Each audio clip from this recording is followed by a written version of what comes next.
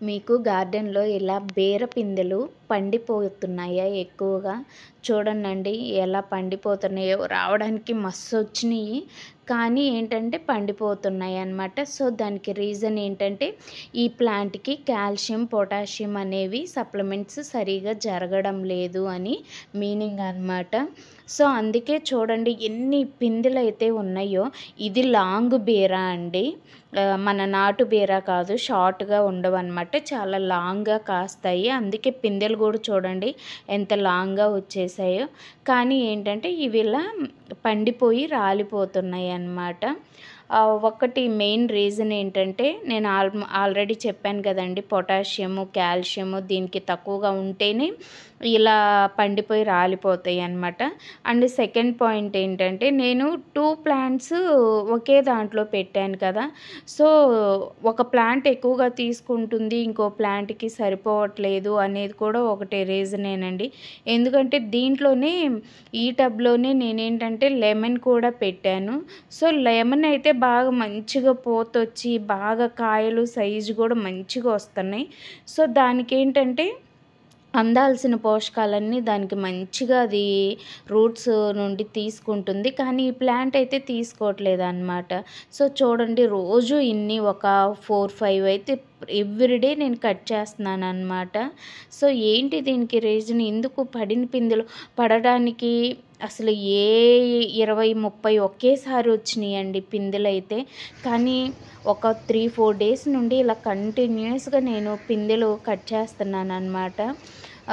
మిగతా పిందెలన్నా వస్తాయి అని చెప్పి. కానీ అసలు ఈరోజు ఆకులు కూడా ఎండిపోతున్నాయి అన్నమాట. సో, ఏంటి సొల్యూషన్ అని చూద్దాం అని చెప్పి నేనైతే ఇంక దీనికైతే ఒక ఫెర్టిలైజర్ అయితే తయారు చేశానండి. ఇలా పిందెలు పడి పండిపోయి రాలిపోతున్నాయి అని బాధపడేవాళ్ళు ఈ ఒక్కసారి ఆర్గానిక్ ఫెర్టిలైజరు తయారు చేసుకొని ఈ దీనికే కాదు, ఇలా ఏ ప్లాంట్‌కి ఉన్నా సరే ఈ ఫెర్టిలైజర్ వర్క్ అవుతుందండి. ఒకసారి చూడండి. ఇందులోనే నాకు నిమ్మకాయ మొక్క కూడా ఉంది కదా.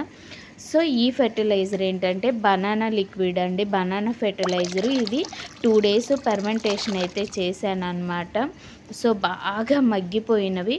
అండ్ ఇందులోనే కొంచెం బెల్లం అయితే వేసానన్నమాట. సో, ఈ బనానా ఫెర్టిలైజర్‌లో కాల్షియం, పొటాషియం, మెగ్నీషియం మంచిగా మొక్కకు కావాల్సినవి చాలా అందుతాయండి. దీన్నేంటంటే ఇలా ఉన్న వాటికి ఏంటంటే వీక్లీ వన్స్ ఏదో ఒకటి ఈ ప్లాంట్‌కైతే మనం నీరసంగా ఉన్న వాళ్ళకి ఫుడ్ ఎలా ఇస్తామో ఈ ప్లాంట్‌కి కూడా అలానేనండి. సో, నేను లాస్ట్ వీక్ అయితే పశువుల కంపోస్ట్ అయితే ఇచ్చానన్నమాట. పశువుల పేడ అండి. అదైతే బాగా నా దగ్గర మగ్గిపోయింది, బాగా ఉందన్నమాట. సో, దాన్నైతే లాస్ట్ వీక్ అయితే ఇచ్చాను. ఇదిగో చూడండి ఇంకా పైన అలానే ఉంది గడ్డలు గడ్డలుగా.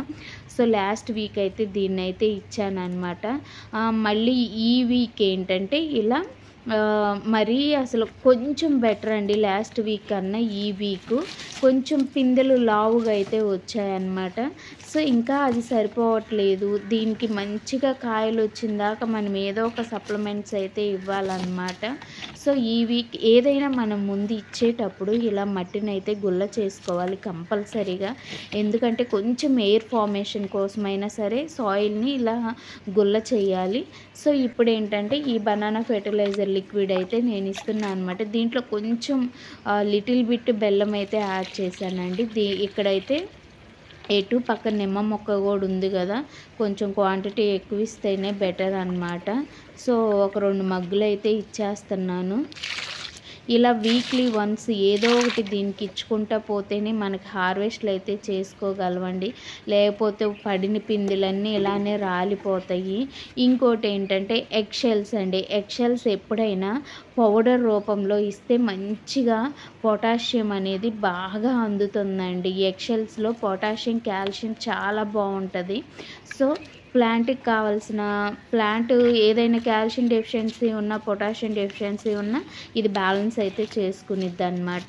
సో, ఇలా వేసేసి రూట్ సెక్షన్ దగ్గర స్టార్టింగ్లో ఇలా మట్టి అయితే కప్పేసేయండి. అండ్ ఇంకోటి ఏంటంటే బీరపాదికి ఒక మూర స్టార్టింగ్ నుండి ఒక మూర దాకా ఎటువంటి లీవ్స్ లేకుండా అయితే చూసుకోండి. సో ఎందుకంటే ఆకులు బాగా గుబురుగా కప్పేయడం వల్ల కొంచెం ఎయిర్ అనేది అక్కడ తగలకుండా బూజులాగా అలా వస్తుంది, ఫంగస్ లాగా. సో దానికోసం ఒక మూర దాకా అయితే ఆకులు లేకుండా అయితే చూసుకోండి. చూడండి, లాస్ట్ టైంకి ఇప్పటికీ నాకు చాలా కొంచెం బెటర్ అనిపించింది.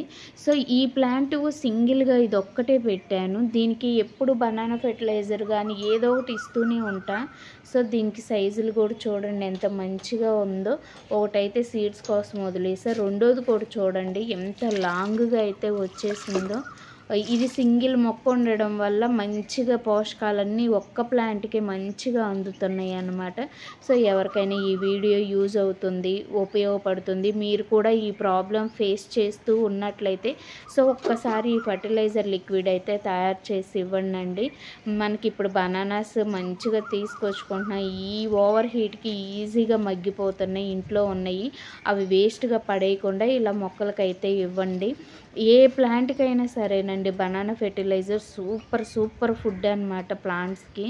Thank you for watching this video. Thank you so much.